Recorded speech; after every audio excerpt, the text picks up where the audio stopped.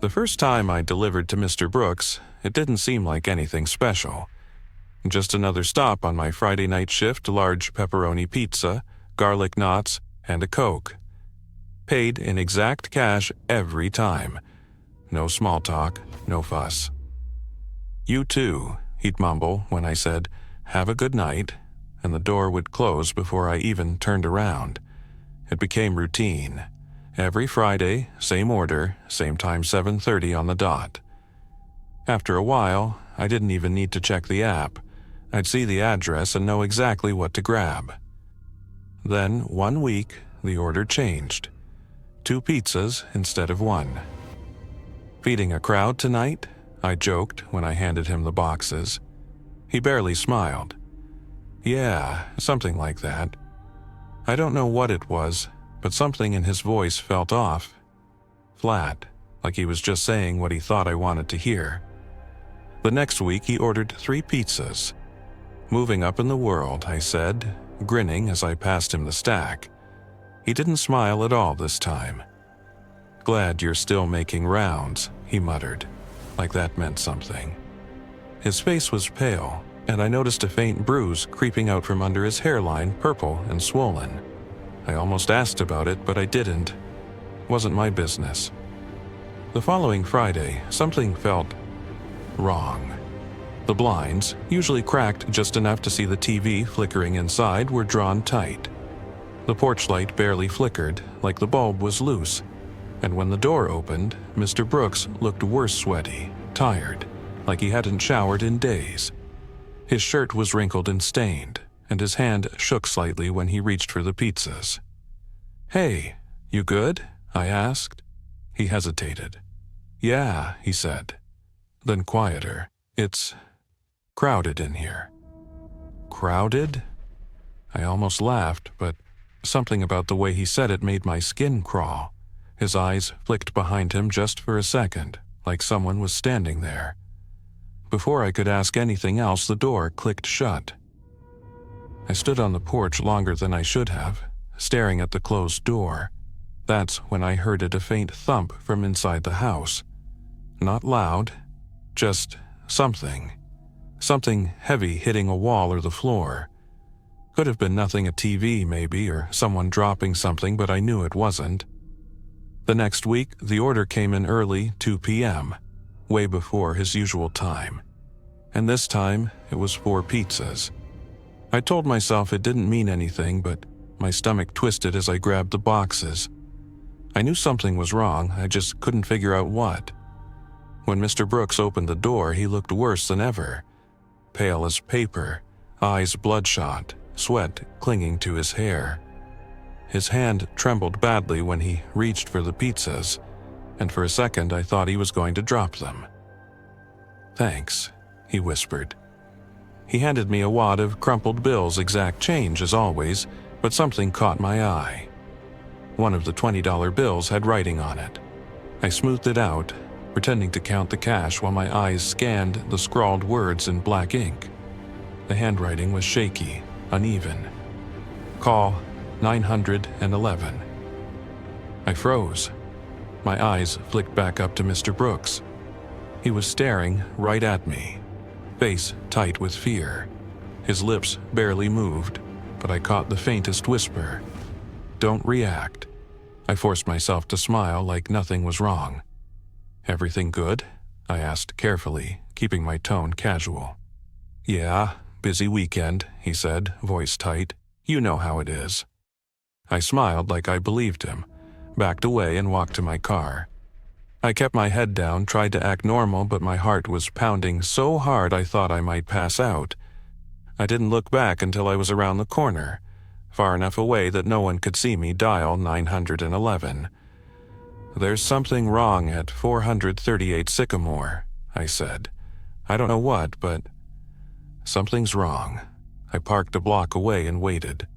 I knew I shouldn't, but I couldn't leave. I needed to know what was going on. The cops arrived about 10 minutes later, 3 cars, no sirens. 2 officers walked to the front door, while another hung back, hand resting on his holster. They knocked, no answer. Knocked again. When the door finally swung open, it wasn't Mr. Brooks standing there. The guy was taller, younger, wiry-looking with wild eyes and hair hanging in his face. The moment the door opened, he bolted, shoving one of the officers aside and sprinting down the steps. He didn't make it far. The cops hit him hard, pinning him to the ground. Moments later, Mr. Brooks stumbled out of the house. He looked thin, weak, like he hadn't eaten in days. His shirt hung loose off his frame, and there was a deep bruise on the side of his neck. He just stood there on the porch, blinking, like he wasn't sure if this was real or not. I sat in my car, watching from a distance, but he never saw me. Even if he had, I doubt he would have recognized me in the moment. A week later, I was back on my usual Friday shift when I saw Mr. Brooks's name pop up on the app. My heart jumped into my throat until I realized it wasn't an order, just a message in the notes section. Thank you. There's an unwritten rule in food delivery. Never look in the bags. We pick up sealed orders, we drop them off. What's inside isn't our business. But sometimes curiosity gets the better of you. Sometimes you wish it hadn't. It was a slow Monday night when I got a ping for a high-paying order from an upscale sushi restaurant called Koi. The delivery address was for the Lakeside Apartments, a luxury complex on the outskirts of town. The unusually high payout for a relatively short distance made me raise an eyebrow, but I wasn't complaining. The restaurant was bustling when I arrived. The hostess, a woman with perfectly coiffed hair, handed me a large, heavy, opaque black bag sealed with multiple tamper-evident stickers. "Order for James," she said with a smile that didn't quite reach her eyes, her gaze flicking nervously towards the kitchen. As I turned to leave, a frantic-looking chef, sweat beading on his forehead, burst through the kitchen doors. He shouted something in rapid-fire Japanese to the hostess, who suddenly looked ashen. She called after me, her voice tight with urgency, but I was already out the door, the heavy bag swinging in my hand. At the Lakeside Apartments, I found Unit 512 and knocked. The door was answered by a man in his late 40s, wearing an expensive-looking silk bathrobe and looking disheveled, as if he'd been woken up. He definitely didn't look like a James. "DoorDash for James?" I said, holding up the large black bag. "Yes, that's me," he replied, though he hesitated for a beat too long before answering, his eyes darting to the bag in my hand. He took it quickly, his fingers brushing mine with a surprising urgency, and handed me a crisp $20 bill. "Keep the change." As I was walking back to my car, I heard him exclaim, a startled and horrified "What the hell?" followed by the distinct thud of the heavy bag hitting the floor inside the apartment. My phone buzzed insistently in my pocket. It was the restaurant calling. "Sir, there's been a terrible mistake," the hostess said, her voice trembling so much I could barely understand her. "You picked up the wrong order. Please, you need to return immediately." "I already delivered it," I told her, a knot of unease tightening in my stomach. "What's the problem?" "Please, you must retrieve it. It's very, very important. No matter what, get it back." Her voice was bordering on hysterical. I returned to apartment 512 and knocked. No answer. I knocked harder, my anxiety growing. Still nothing. I could hear faint sounds from inside, a muffled shuffling, but no one came to the door. Just as I was about to give up and leave, the door opened a crack, the chain still on. "What?" the man snapped, his face pale and his eyes wide with a frantic energy. "Sorry, but there was a mix-up with your order," I explained, trying to sound apologetic. "The restaurant is very upset. I need to bring it back to them." "There's no mix-up," he said coldly, his voice tight with a barely concealed panic. "I ordered food. I got food. Go away." "Sir?" The restaurant was very insistent. They said it was a critical error. "I said go away." He slammed the door shut, the chain rattling loudly. I called the restaurant back, my frustration and worry mounting. He won't return it. He's refusing to even open the door properly. There was a long, pregnant pause on the other end of the line. Finally, the hostess spoke, her voice now low and grave. "What exactly did you give him?" she asked, the question laced with a fear that sent a shiver down my spine. "A large, heavy black bag from Koi, sealed with stickers, for James. That wasn't meant for him. That was meant for James Wong, the medical courier. It wasn't food. Oh, God." Her voice trailed off. My stomach dropped like a stone. "What was it?" I asked, the word catching in my throat. I can't say specifically over the phone, but please, you need to call the police, now. This is extremely serious." I didn't hesitate. My fingers fumbled with my phone as I dialed 911. When the police arrived, sirens wailing in the quiet suburban night, they asked me to wait outside the building while they went up to Unit 512. 10 agonizing minutes later, they escorted the man out in handcuffs. He looked directly at me as they led him to the cruiser, his eyes filled with a cold, furious hatred that made my blood run cold. One of the officers, a woman with a stern expression, came over to me. "Good thing you called us," she said, shaking her head. "That wasn't his apartment. The real tenant is out of town on business. We found him trying to transfer the contents of the bag to a smaller container." "What was in the bag?" I asked, my curiosity and dread warring within me. The officer hesitated, glancing around before leaning in slightly. "Let's just say it involved biological samples that shouldn't have been outside a secure lab. Very valuable ones, and potentially very dangerous if mishandled." Later that night, after giving my statement at the police station, I got a call from a blocked number. My heart leaped into my throat. "You cost me a lot of money tonight," a raspy, menacing voice said on the other end. It was unmistakably the man from apartment 512. "How did you get my number?" I demanded, my voice trembling with a mixture of fear and anger. "I've got friends," he said, a chillingly casual tone in his voice, "and we know exactly which routes you drive, when you work, and where you live." I hung up and immediately blocked the number, but the feeling of being exposed, of being watched, settled deep under my skin. The next day, I went to the delivery company's office and requested an immediate transfer to a different delivery zone, as far away from Lakeside Apartments as possible. For a while, in the new zone, things seemed normal. I tried to put the incident behind me, but the memory of the man's glare and his chilling words haunted my thoughts. Then, I started noticing odd things. My apartment door latch would be slightly crooked in the morning, like someone had tried to force it open and then clumsily attempted to fix it. Twice, during a late-season snowfall, I found fresh footprints in the snow outside my building, circling back and forth near my ground-floor windows. They weren't the prints of someone just passing by. One night, while on a delivery, I stopped at a 24-hour gas station.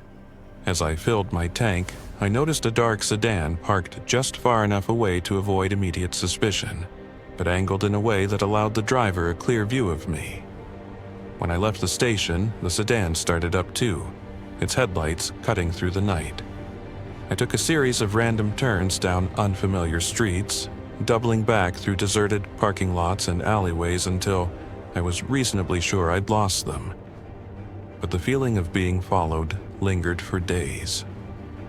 But the worst incident happened a few weeks ago. I got home late one evening after a long shift to find the light in my small kitchen inexplicably on. I never left it on. My heart hammered against my ribs as I cautiously pushed open the door. Inside, everything looked superficially normal, except for a crumpled receipt from Koi Sushi lying on my otherwise clean kitchen table. It looked recent. My blood ran cold as I picked it up, my fingers trembling. On the back, scrawled in messy, hurried handwriting, someone had written just one word: Lucky. I had a regular customer, a guy named Arthur. He lived in a high-rise apartment building downtown and ordered from the same burger place almost every Friday night.